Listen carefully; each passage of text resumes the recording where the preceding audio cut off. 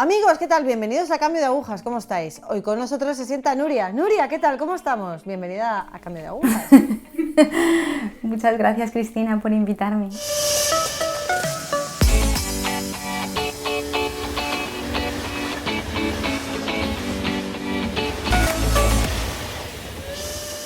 Nuria, cuéntanos un poco cómo fue tu infancia, si te criaste en un entorno católico. Pues la verdad es que yo tuve una infancia muy feliz. La verdad es que el Señor me ha regalado unos padres maravillosos y una hermana muy buena. Yo soy la segunda de 2 hermanas. Y mi familia era una familia católica, digamos, tradicional. Sí que íbamos a misa todos los domingos, pero sí que es cierto que en casa no se rezaba en familia, apenas se hablaba del Señor. Solo pues así momentos puntuales, como por ejemplo recuerdo que mi hermana pasó una encefalitis y nos sentábamos toda la familia alrededor de ella en la cama y rezábamos pues por su sanación, o mi madre también padeció una enfermedad muy grave y recuerdo pues ir a la basílica y a pedir a la Virgen que nuestra madre se curara. Pero eran momentos así muy puntuales, entonces era como una religiosidad muy natural, ¿no? Así muy... el Señor tiene que estar a mi servicio, o sea, yo le pido y Él me tiene que dar lo que yo le pido, ¿no? Era pues eso, un Dios creado a mi manera, ¿no? Pues eso, no era un Dios al que yo servía, sino un Dios que tenía que ponerse a mi servicio. Vale, ¿recuerdas cuándo y de qué manera te fuiste alejando de Dios? ¿Te fuiste alejando de la Iglesia Católica? Pues sí que recuerdo durante la infancia ir ya te digo, a misa los domingos y sobre todo cuando vivían mis abuelos porque quedábamos con ellos para ir a misa. Y yo creo que a medida que entrábamos a en la adolescencia y mis abuelos se hicieron mayores, sí que es cuando empezamos a dejar la iglesia. Y yo no sé si iría antes o poco después de que fallecieran mis abuelos, cuando ya la dejamos definitivamente. Vale, terminamos esta etapa de infancia y cuando se termina esta etapa de infancia, digamos que tú tienes algún tipo de noción de Dios, algún tipo de noción del catolicismo. Sí, a ver, sí que es verdad que yo veía como el Señor iba sembrando, ¿no? Porque yo recuerdo siendo niña que mi hermana y yo dormíamos en la habitación, en la misma habitación había una mesita de noches y a ella le habían regalado pues los santos evangelios para, no sé si era por la primera comunión o algo de eso. Entonces, como yo era muy madrugadora, antes que se despertara el resto de la familia, pues me dedicaba a leerlos. Y sí que recuerdo de leer los evangelios y recuerdo que los leía y me conmovía. Incluso a veces yo leía, me acuerdo, las bienaventuranzas o la pasión del Señor y era bien pequeñita y me saltaban las lágrimas, ¿no? Y entonces yo recuerdo que ahí el Señor pues ya empezaba ahí a sembrar. Pero ya te digo, yo tenía un Dios a mi medida, ¿no? Una noción muy desconocida del Señor, donde el sentido de sufrimiento para mí era una cosa, yo no podía sufrir. Yo iba, en cuanto a la mínima que sufría, iba al Señor a, por favor, que me arrancara ese sufrimiento, ¿no? Era, en ese sentido, pues es una noción muy equivocada de Dios, no lo conocía. ¿Y qué pasa en la adolescencia? Quiero decir, ¿tienes esa búsqueda, sigues teniendo esa búsqueda de Dios con esa sensibilidad? Sí, pues a ver, la adolescencia, pues como yo tenía ese deseo de amar y de ser amada y sí que tenía un sentimiento de búsqueda de la verdad, ¿qué pasó? Que yo buscaba ese amor o ese vacío, lo buscaba fuera de casa. Entonces empecé a salir de fiesta con las amigas y empecé pues a buscar el amor pues de los chicos. Y empecé a tener un novio y después de un novio otro novio y así. O sea, buscaba el afecto de los hombres y a la mínima me estaba vendiendo por afecto, a la mínima. Entonces, de hecho, recuerdo que era incapaz de dejar una relación sin antes asegurarme otra relación, ¿no? Y era un miedo a estar sola, a la soledad, y era como que dice el Deuteronomio, era una soledad poblada de aullidos, ¿no? Que es la soledad sin Dios.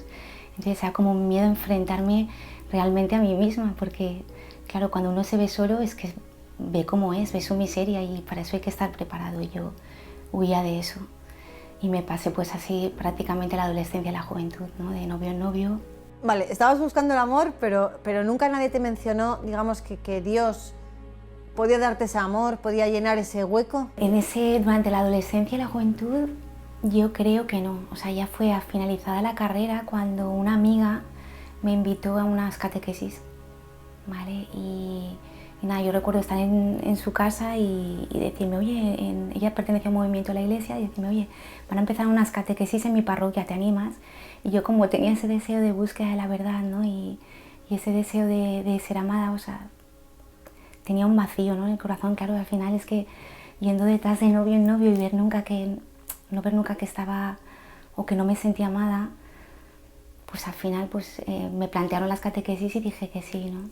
Entonces en ese momento yo me acuerdo mucho la frase de San Agustín, esa que dice: nos has creado, Señor, para ti, mi corazón anda inquieto hasta que no descanse en ti. Y yo veía que era pues eso, un corazón inquieto deseando ser amada, y que me pasé así la adolescencia y la juventud haciéndome daño a mí misma y haciendo daño a los demás, ¿no?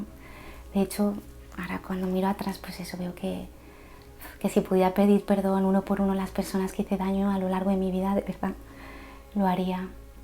Y bueno, en ese contexto me invitaron a unas catequesis, y recuerdo que las catequesis se celebran martes y viernes, y fui el primer martes y me acuerdo que cuando las escuché me impresionaron, ¿no? Porque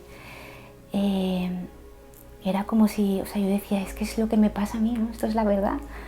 Era como si el Espíritu Santo estuviera confirmando a mi espíritu que lo que escuchaba era la verdad, ¿no? Y así empecé a tener un deseo de que el martes llegara el viernes el martes.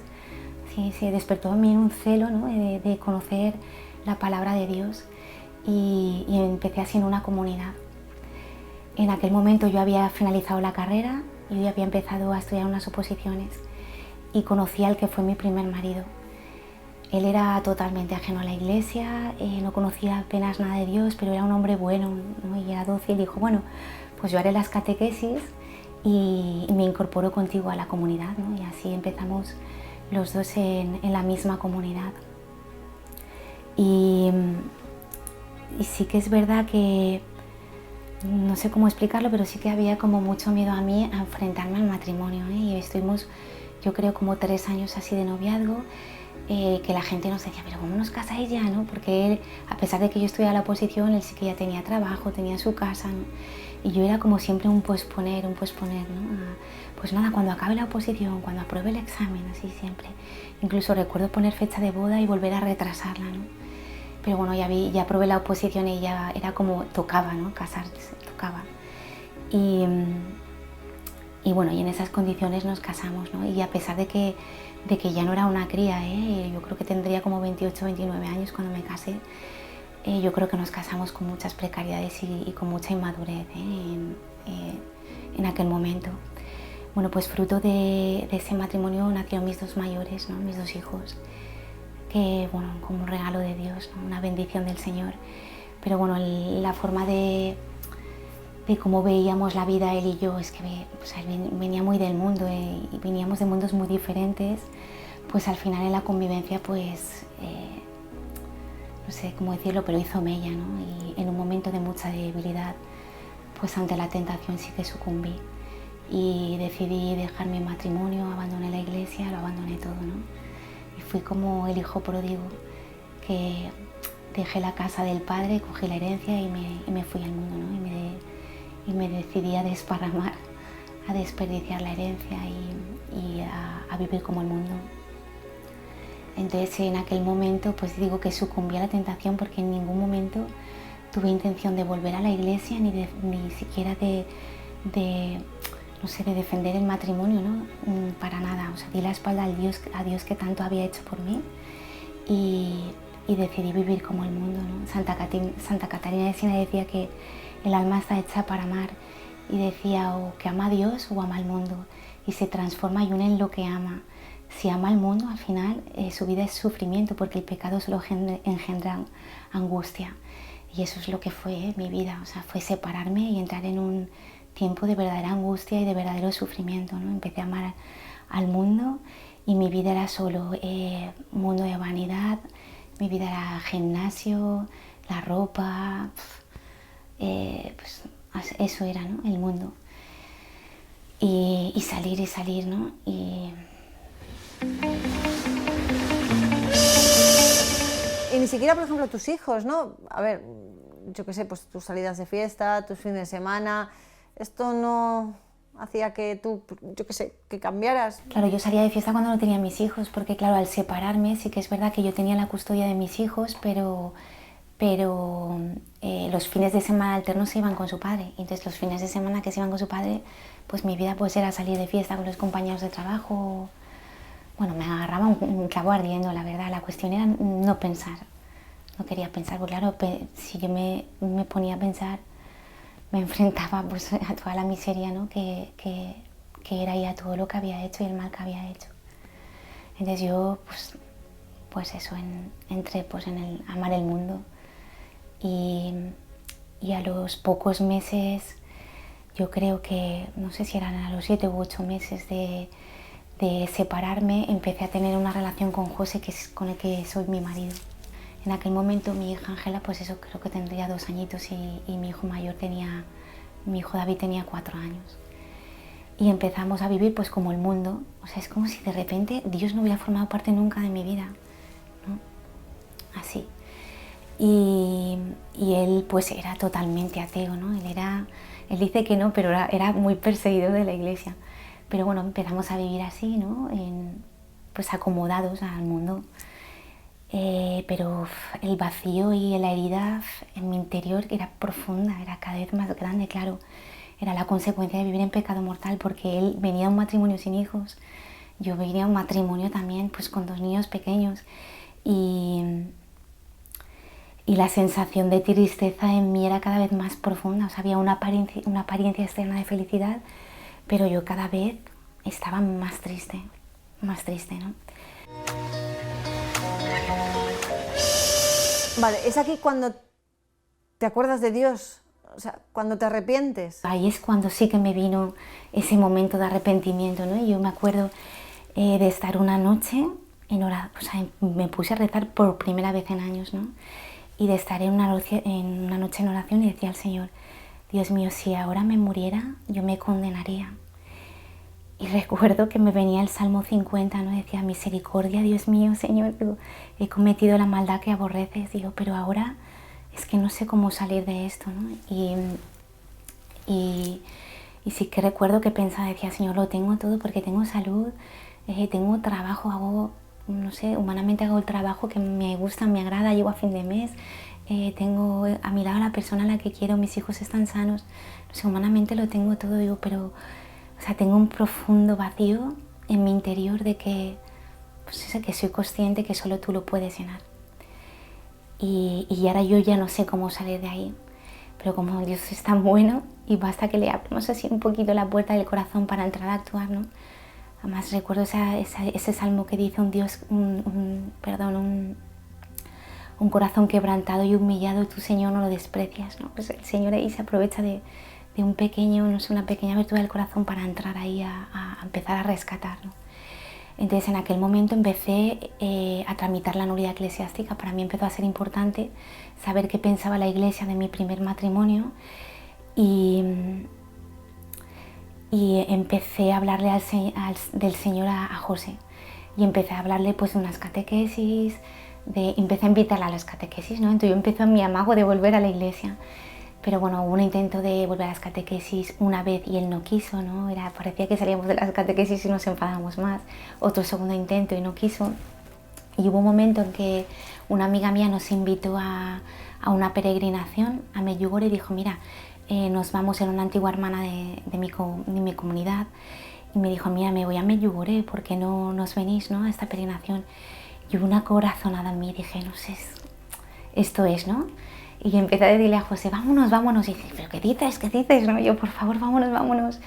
Y me dijo, bueno, vale, nos vamos, pero de mí no esperes nada, ¿no? Y yo me acuerdo que me puse a rezar a la Virgen y le dije, mira, madre, es como la última, no sé, es como el último clavo al que me agarro, ¿no? Y yo te lo llevo y por favor intercede y que se haga el milagro, ¿no? Porque yo ya había tomado la determinación de que si en este momento pues ahí no había una conversión de José, pues yo lo tenía que dejar, tenía que volver a la iglesia, a pesar de lo que suponía, ¿no? Dejar a José, que era la persona a la que tanto quería.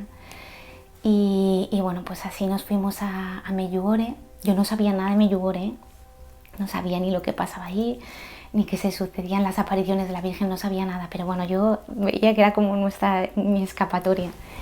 Y recuerdo de subir a aquel avión y de estar pensando en las palabras del hijo pródigo, ¿no?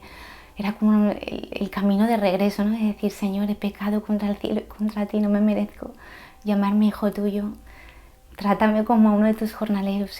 Pues esa era mi oración, ¿no? De camino. Y nada, y llegamos ya ahí a Medjugorje y pues como la Virgen es tan buena, pues nos hizo esperar, ¿no? Y llegamos ahí al pueblo, que sí que es verdad, cuando llegamos pues un poco más una visita al pueblo, pero la primera noche había adoración del Santísimo, ¿no? Y había una adoración guiada. Yo me acuerdo que tú te ponías los cascos y creo que el sacerdote hablaba en croata y había una persona que te iba traduciendo la meditación. Y nada, yo me acuerdo pues estar ahí en oración y de repente ver como una chica así muy guapa, rubia, se le acercaba a José, le tocaba en la espalda y le ofrecía una vela. En aquel momento nos giramos y ya no estaba esa chica, pero en aquel momento yo veo que él empieza a llorar, ¿no? Empieza a llorar. Y yo sabía que algo había pasado, ¿no? Yo sabía que le había pasado algo. Y de repente entró en un silencio profundo, ¿no? Él no habló durante la noche. Al día siguiente bajamos a rezar laudes y seguía en silencio. Fuimos a la visita al cenáculo y seguía en silencio y él venga a llorar y venga a llorar. Él no suele llorar nunca. Entonces yo sabía que el Señor lo había tumbado. Y llegó un momento que entramos ya a la habitación y se sinceró conmigo y me dijo: Nuria, ahora te entiendo. Ahora entiendo lo que me decías, ahora quiero vivir en castidad y quiero esperar a ver lo que la Iglesia dice de esto, ¿no? De mi matrimonio, de tu matrimonio. Vamos a ver el pronunciamiento de la Iglesia. Y me dijo, estaba rezando y hubo un momento de oración que yo le decía: Señor, yo sabes que no creo en ti, necesito que me mandes una señal. En ese momento le tocó a esa persona en la espalda, le dio la vela y él, pues no sé qué sintió en su interior, pues que se tumbó, ¿no? El Señor lo tumbó del caballo. Y en aquel momento, que me emocionó, en aquel momento fue como una alegría en el corazón que no sé explicar, ¿no? Entonces, claro, faltaba acercarnos al sacramento de la confesión. Él no se había confesado desde la primera comunión y yo hacía años que no me confesaba, ¿no? Y yo iba hasta con miedo a la confesión, ¿no? Y cuando me acerqué al confesionario, pues nada, yo recuerdo de decirle al Señor: Señor, no me quiero dejar ningún pecado, ¿no? O sea, quiero descansar en la confesión todos los pecados que he cometido hasta ahora, ¿no? Tantos escándalos, ¿no? O sea, como he escandalizado yo con mi historia. Y nada, me acuerdo que en ese momento me acerqué al confesionario y bueno, pues he suelto ahí todas mis miserias, todos mis pecados. Y en aquel momento el sacerdote me dijo: durante todos estos días el Señor se asomaba a la ventana cada día esperando tu regreso. Y hoy se está celebrando una fiesta en el cielo, ¿no? Y yo recuerdo salir de aquel confesionario y venga a llorar, ¿no? Y sentir una ligereza y sentía mucha alegría en el corazón, pero solo faltaba en ese momento que José se confesara, ¿no? Y yo rezaba: Señor, que se acerque a la confesión. Y hubo un momento, pues inspirado por el Espíritu Santo, fue al confesionario y se confesó, ¿no? ¿Y qué pasa cuando volvéis de Medjugorje? Pues nada, imagínate el regreso a casa, ¿no? Desde Medjugorje, pues veníamos muy felices y empezamos a vivir en un estado de gracia, ¿no? Empezamos a vivir en castidad, rezábamos el rosario todos los días en familia, acudíamos a la Eucaristía diariamente, la confesión frecuente, empezamos a ayunar miércoles y viernes, o sea, vivir los mensajes de la Virgen, ¿no? Y yo antes de ir a Medjugorje ya había tramitado la nulidad y creo que durante todo ese tiempo de gracia la Virgen, pues eso, por regalo de la Virgen ya se me concedió la nulidad, pero a él aún le faltaba tramitar los papeles. Y bueno, pues en ese momento pues empezó a tramitar los papeles, pero bueno, durante todo ese tiempo hubo un momento que vimos que entramos en una crisis muy fuerte porque veíamos que vivir la crisis en soledad, vivir solos era muy difícil, ¿no? Y entramos en una crisis, él entró en tibieza, pues en un momento que incluso estuvimos a punto de dejar la relación, ¿no? Y vimos pues eso, la necesidad de buscar una comunidad donde caminar. Y en ese momento empezamos a buscar una iglesia donde empezaran catequesis para que él las escuchara. Y recuerdo que empezamos a llamar a todas las iglesias de Valencia a ver dónde empezaban catequesis. Y bueno, y así llegamos a una parroquia de Valencia. Y empezamos en una comunidad preciosa, la verdad. la que hemos estado allí durante 7 años caminando, ¿no? Al año más o menos de empezar en la comunidad a José ya le concedieron la nulidad y nos casamos, y al año de casarnos nació mi primera hija, ¿no? En aquel momento yo me acuerdo que me sentía muy feliz y nada, no sé si fue poco antes de la pandemia, fue cuando me enteré que estaba embarazada de mi cuarto hijo, ¿no? Que para mí fue un milagro porque yo ya pensaba que ya no iba a poder tener más hijos, ¿no? Y fue un regalo el vivir el tiempo de pandemia, vivirlo pues con mi bebé en brazos, ¿no? Porque es que pude por primera vez vivir cada día, pues, ¿no? Cada día la evolución de mi bebé, ¿no? Y bueno, pues fue un tiempo de mucha intimidad con el Señor, el tiempo de pandemia, porque además el Señor me dio la gracia de comulgar diariamente, ¿no? ¿Y cómo vives, Nuria, ahora mismo pues tu fe? ¿Tu fe actualmente cómo la vives? Pues eso, ¿cómo vivo mi fe? Pues después de 7 años de estar en este movimiento de la Iglesia, hubo un momento que, digamos que el Señor, yo siempre digo que el Señor me puso a prueba la fe, ¿no? Entré como en un periodo así de noche oscura y sentí pues como que el Señor me llamaba a vivir la fe en otro lugar de la Iglesia.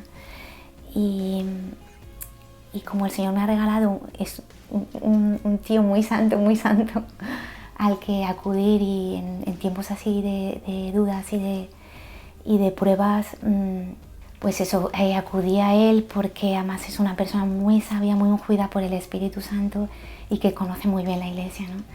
Y yo en aquel momento conocía el Hogar de la Madre, bueno, conocía a los siervos y las siervas nada más, no sabía que existían los laicos del Hogar de la Madre. Y un día, viendo un documental que era relacionado con el triunfo del Inmaculado Corazón de María, salía una chica hablando que ponía laicos del Hogar de la Madre.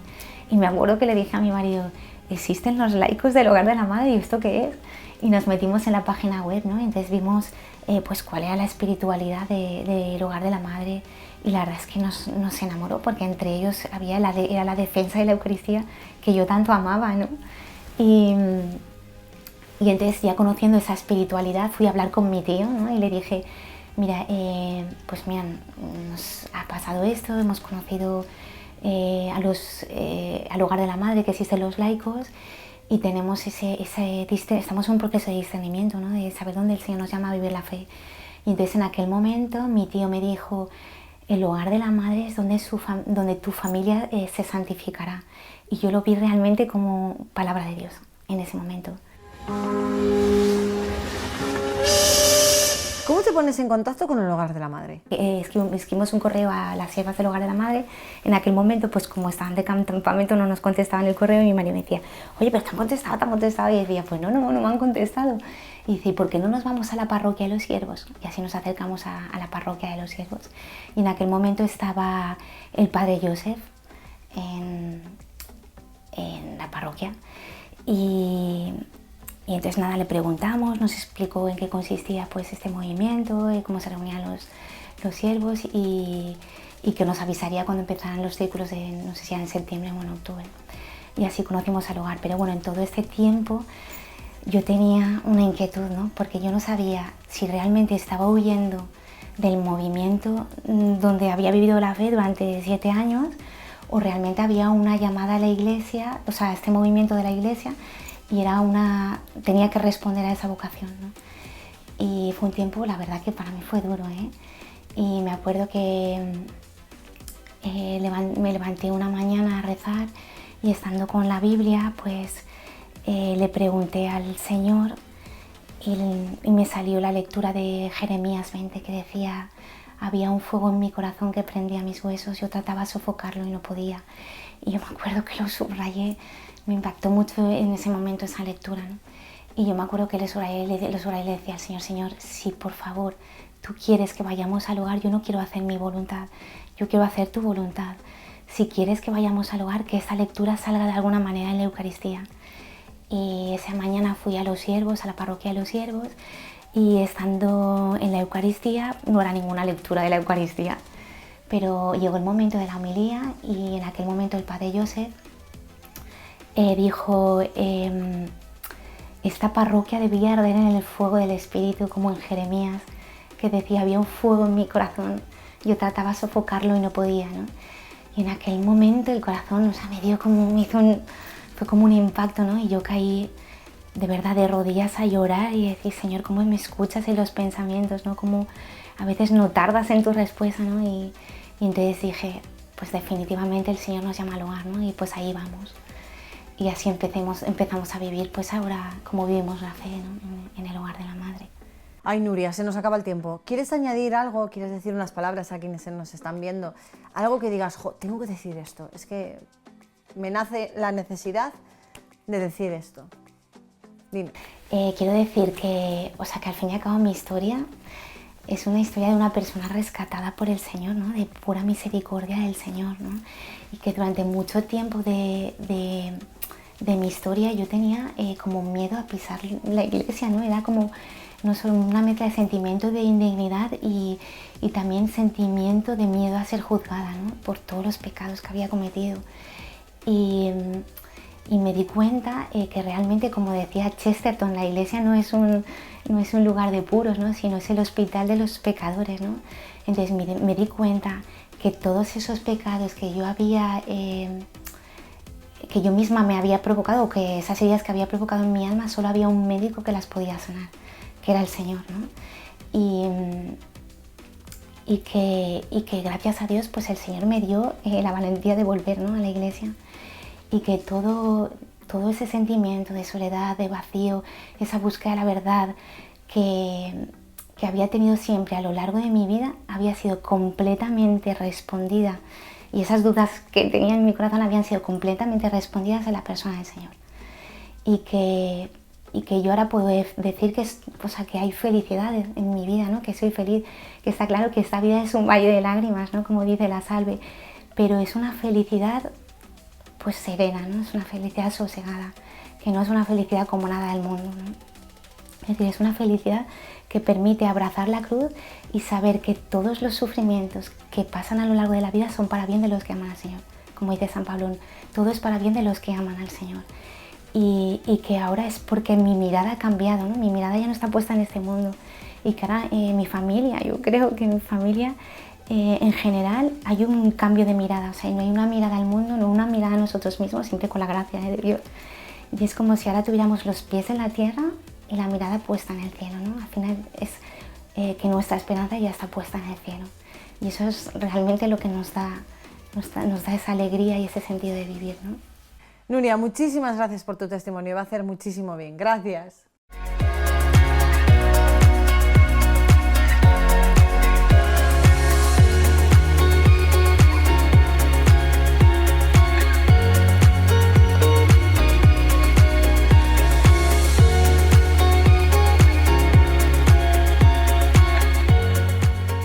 Amigos, a veces el Señor nos pone personas en el camino que pensamos, madre mía, si yo ya me alejé y me pone esta persona en el camino y estoy con esta persona y mirad cómo es, así no vuelvo yo ni para atrás.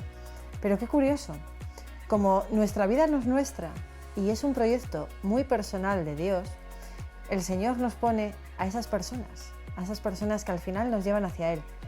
Bueno, a veces tienen que convertir a esas personas para que nosotros lleguemos hacia Él, pero el Señor es quien dirige, el Señor es quien modela, el Señor es quien coge el barrito tiqui, tiqui, tiqui, tiqui, tiqui, y hace la figurita. Así que dejémonos llevar, no seamos soberbios, no seamos cabezones, dejémonos llevar por aquel proyecto que el Señor nos tiene preparados. Gracias por estar hoy con nosotros.